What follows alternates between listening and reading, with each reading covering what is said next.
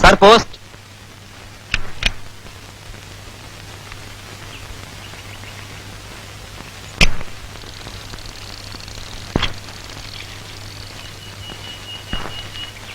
പ്രിയപ്പെട്ട രാമൂട്ടന് നിന്റെ കത്ത് കിട്ടി. വിവരങ്ങൾ അറിഞ്ഞു സന്തോഷിക്കുന്നു.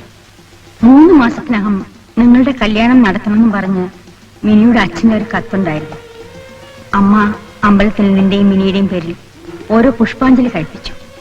അടുത്ത മാസം ശമ്പളം മേടിച്ചിട്ട് നീ ഇങ്ങോട്ട് കാശ് അയക്കണ്ട. ഇവിടെ ചെലവിനുള്ള കാശ് ഇരിപ്പുണ്ട്. പിന്നെ ഈ കത്തിനോടൊപ്പം ഒരു 2500 രൂപ മണി ഓർഡർ അയക്കുന്നുണ്ട്. നീ അറിയാതെ അമ്മ ചുറ്റിപ്പിടിച്ചുണ്ടാക്കിയ കാശാണ്. ശമ്പളം കിട്ടുന്ന കാശും കൂടെ ചേർത്ത് നീ ഒരു സ്കൂട്ടർ മേടിക്കണം. ചെറുപ്പത്തിലെയുള്ള നിന്റെ ആഗ്രഹമല്ലായിരുന്നു അത്. മോൻ സ്കൂട്ടറിൽ പോകുന്നത് കാണാൻ അമ്മയ്ക്ക് ആഗ്രഹമുണ്ട്. നീ ഒരു ദിവസം അമ്മയും അതിൽ കയറ്റണം. മിനിയോട് അമ്മയുടെ സ്നേഹാന്വേഷണം പറയണം എന്ന് മോന്റെ അമ്മ.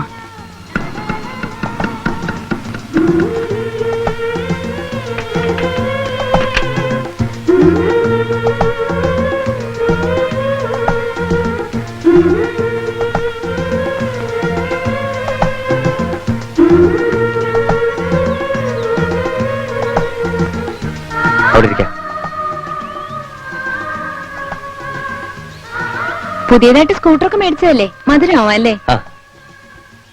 2 ഐസ്ക്രീം. കുറച്ചു നാളായി ഞാൻ മിനിയോട് ഒരു കാര്യം പറയണമെന്ന് വിചാരിക്കുന്നു. അതെങ്ങനെ തുടങ്ങണം, എങ്ങനെ പറയണം എന്നൊന്നും എനിക്കറിയില്ല. എങ്ങനെ വേണമെങ്കിലും പറയാം. പിന്നെ എന്നോടൊരു കാര്യം പറയാൻ പ്രത്യേകിച്ചൊരു ഇൻട്രഡക്ഷന്റെ ആവശ്യമൊന്നുമില്ല. കല്യാണത്തിന് മുമ്പായാലും അതിനുശേഷമായാലും അമ്മായിയപ്പന്റെ കാശിൽ വിലസുന്നത് എനിക്കിഷ്ടമല്ല. തന്നോട് പറയാനുള്ള ഒരു ഡെലിക്കസി കൊണ്ട് ഇത്ര നാൾ പറഞ്ഞില്ലെന്നേ ഉള്ളൂ. മനസ്സിലായില്ല. താൻ എനിക്ക് വേണ്ടി ചെലവാക്കിയ ഈ കാശൊക്കെ ആരുടെ? അതെ, സാറിന്റെ അമ്മായിയപ്പന്റെ കാശൊന്നുമല്ല.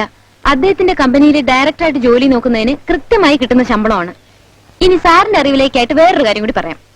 സാറ് താമസിക്കുന്ന വീട് എന്റെ പേരിലാണെങ്കിലും എനിക്കെന്റെ ഭർത്താവാകാൻ പോകുന്ന വ്യക്തിയെ അച്ഛന്റെ മുമ്പിൽ അങ്ങനെ കൊച്ചാക്കാൻ പറ്റില്ലല്ലോ. അതുകൊണ്ട് ഞാൻ തന്നെ എല്ലാ മാസവും വാടക അച്ഛനെ ഏൽപ്പിക്കുന്നുണ്ട്. ആ, ഇപ്പൊ എന്തു പറയുന്നു? ഇപ്പോ ഞാൻ തനിക്ക് കടക്കാരനായി. അതെങ്ങനെ? നമ്മള് ഭാര്യയും ഭർത്താവും ആയിരുന്നെങ്കിൽ ഇങ്ങനെ അങ്ങോട്ടും ഇങ്ങോട്ടും ചെലവാക്കുന്നതിനെ കുറിച്ച് കണക്ക് പറയൂ. It's not your money, our my money. We are spending our money. അതൊക്കെ കല്യാണത്തിന് ശേഷമല്ലേ? എന്നാ പിന്നെ കടം തീർക്കാൻ ഒറ്റ വഴിയേ ഉള്ളൂ. എന്താ?